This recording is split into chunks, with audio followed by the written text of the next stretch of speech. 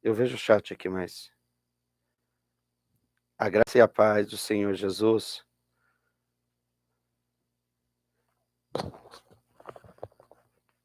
Estou. Ainda não. Não, mas daqui a pouco visualiza, 30 segundos.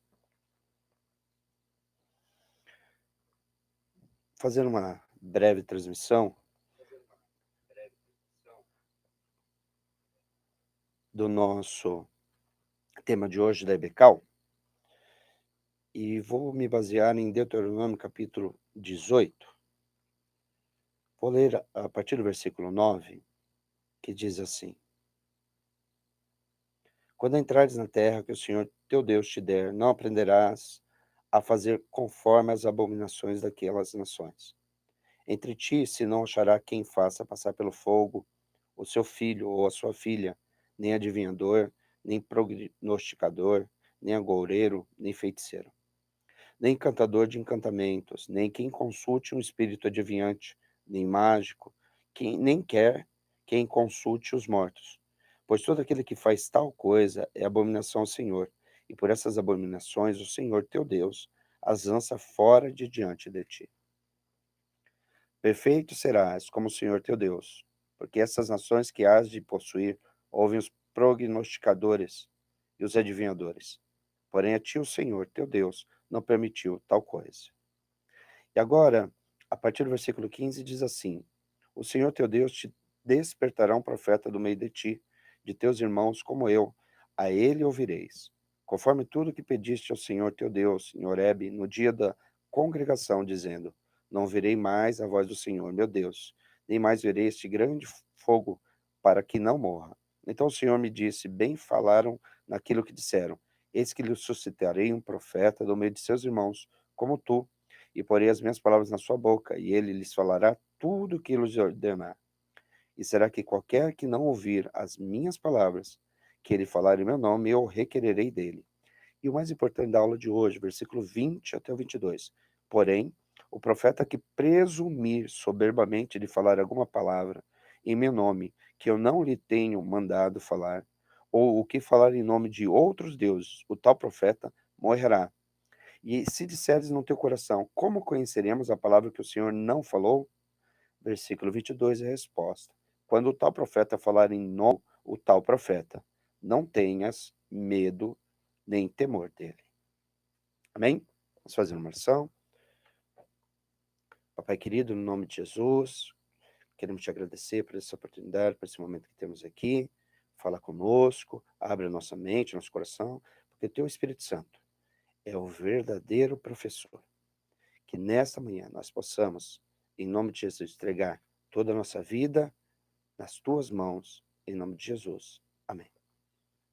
O tema da nossa aula de hoje, ela que é como identificar um profeta, um falso profeta e sua profecia. Vocês veem aqui como é um teste? Está invertido ali, no próximo eu já resolvo. E vamos nos basear em Deuteronômio capítulo 18, versículo 22, que acabamos de ler, que diz exatamente como que Deus, ele dá um dos critérios para que nós possamos identificar como que Deus, ele nos ensina a identificar um falso profeta. Um dos versículos, o versículo 22, destaca: com soberba falou aquele profeta. A questão é, primeiro, como reconhecer um profeta? Nós temos uma questão importante. Durante o Antigo Testamento, assim como ainda em nossos dias, surgiram profetas verdadeiros e profetas falsos.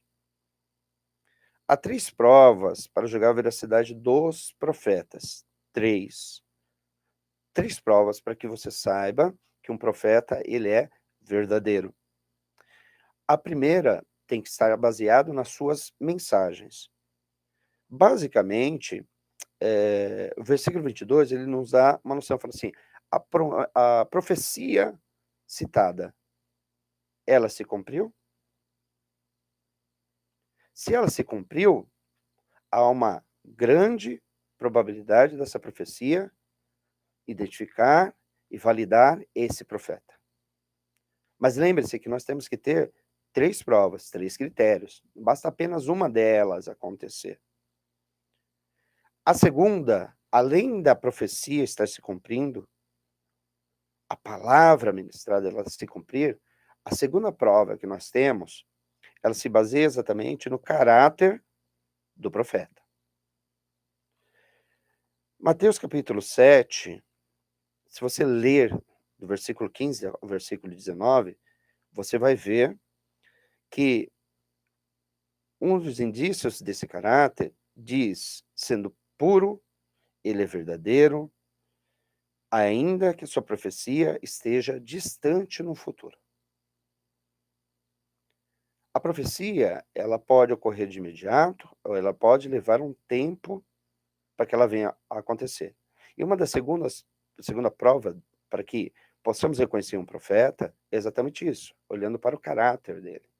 Se é puro, se é verdadeiro, se aquela profecia a qual ele está falando, ela verdadeiramente está baseada na palavra de Deus. E a terceira, se cumprir a profecia e esta profecia, ao ser cumprida, não fizer com que o profeta conduza a falsos deuses. Ou seja, se você abrir a sua palavra de Deus, vamos abrir em Deuteronômio capítulo 13, versículo 2, que diz assim: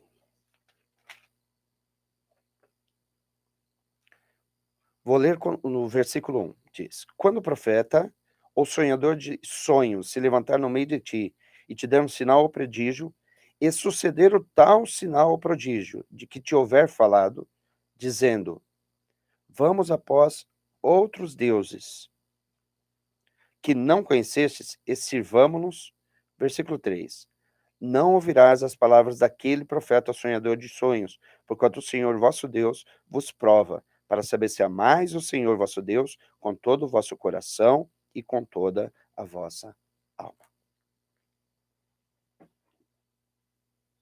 Ok? Então, o que nós temos aqui? Nós temos o seguinte: três provas de que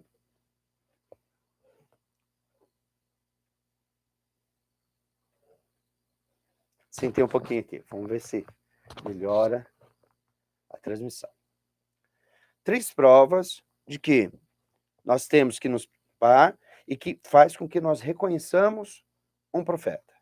Primeira prova é se a mensagem ela está baseada na palavra de Deus.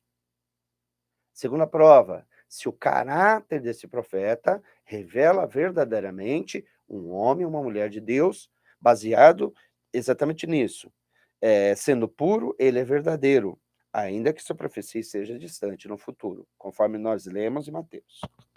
E terceiro, se a profecia ao se cumprir, ela levar a falsos deuses, a seguirmos homens, essa profecia, mesmo que ela tenha se cumprido, ela não estabelece que esse profeta é um profeta de Deus. Porque tudo que se cumpre deve glorificar o nome de Jesus. Participe do chat. Se quiser mandar alguma dúvida, alguma questão, pode digitar e nós estaremos aí tentando responder pelo chat. Então, o que nós percebemos? Que ao reconhecer um profeta, o que nós temos que tomar no cuidado? Temos que tomar algum cuidado exatamente é o seguinte: ele pode começar dentro da direção, 100% de suas profissões se tornarem verdadeiras. Então, o que acontece? Vamos ver alguns outros critérios que também nos alertam que seriam esses falsos deuses. Primeiro, ele pratica a mediunidade, ou seja, fala através dos mortos e com os mortos. Ele faz uso de adivinhação. Ele se envolve com médiums ou feiticeiros. O que acabamos de ler, e eu gostaria de fazer isso, referenciando capítulo 18, novamente, agora no versículo 11. nem encantador de encantamentos, nem quem consulte o espírito adivinhante, nem mágico, nem quem consulte os mortos. Nós já conversamos sobre isso em outras aulas. Isso é abominação diante do Senhor.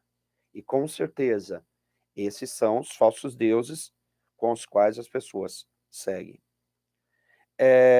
Nós também temos que nos preocupar exatamente sobre a questão, nega a deidade absoluta de Jesus, ou seja, nega que Jesus ele é Deus verdadeiramente, falso Deus, falso profeta. Ele defende a abstinência, que você guarde certos alimentos, comidas, alegando razões espirituais somente, porque você não será salvo se você não guardar, se você não fizer determinada dieta. Lembre-se, estamos falando dos fundamentos da salvação. Por fim, ele promove a imoralidade ou até mesmo sexo sagrado, em nome de Deus, falando que é um método de purificação e tudo mais. Isto demonstra que ele é um falso profeta. Se algumas dessas questões que nós acabamos de ler, ele nos fala exatamente, você disse sim, aponta para essa resposta, é uma indicação que esse profeta não está falando como porta-voz de Deus. Muitas vezes, nós não podemos esquecer, Deus ele está provando o seu povo, como acabamos de ler, Deuteronômio, capítulo 13, versículo 13.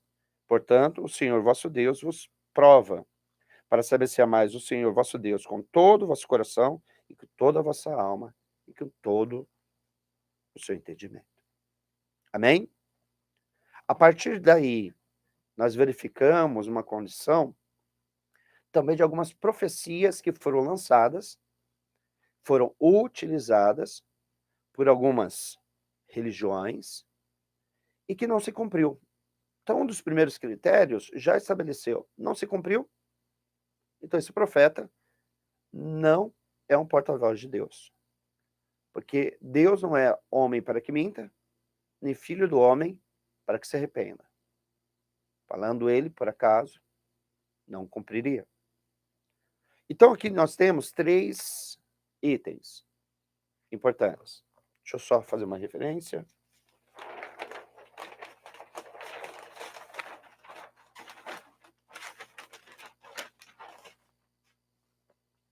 Eu sei que vocês estão vendo ao contrário na webcam.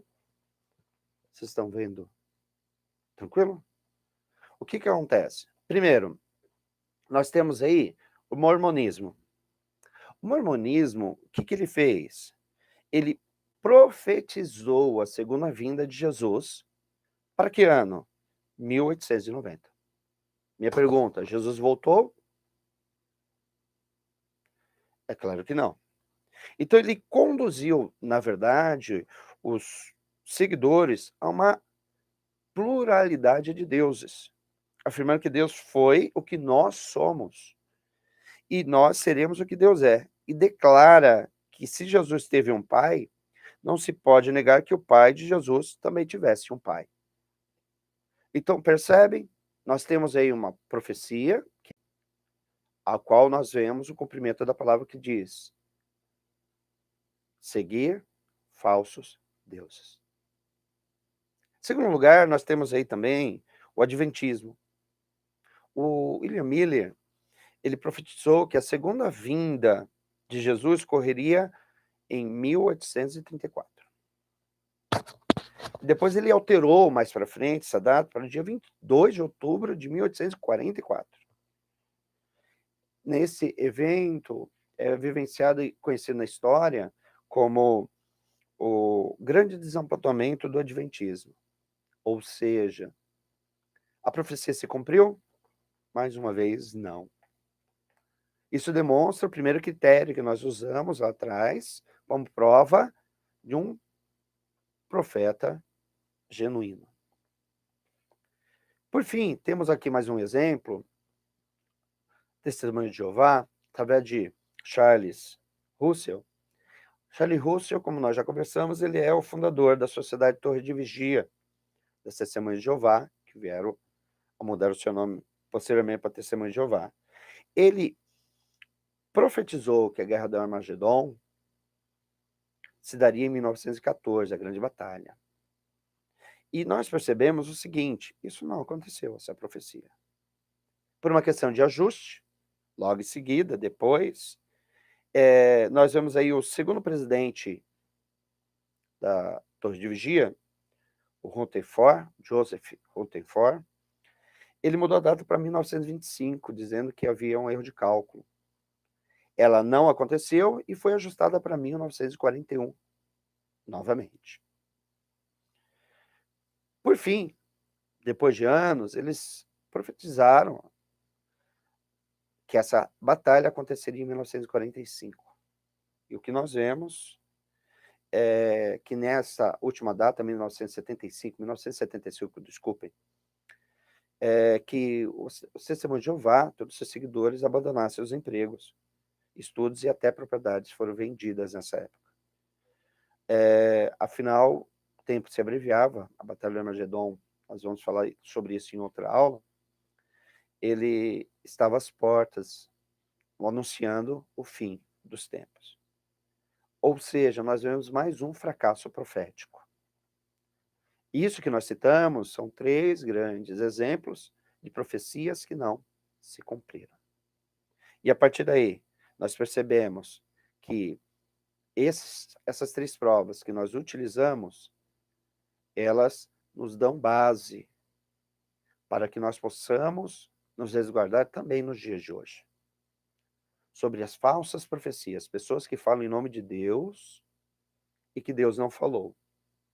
Então, que nós mantenhamos essa prova bem guardada na nossa mente e no nosso coração. Primeiro, a mensagem proferida, ela realmente está baseada na palavra de Deus? Um exemplo que nós temos vivenciado ultimamente é esse período do coronavírus, de pandemia. Muitas pessoas estão usando a palavra de Deus fora do contexto, dizendo que Deus enviou a praga do coronavírus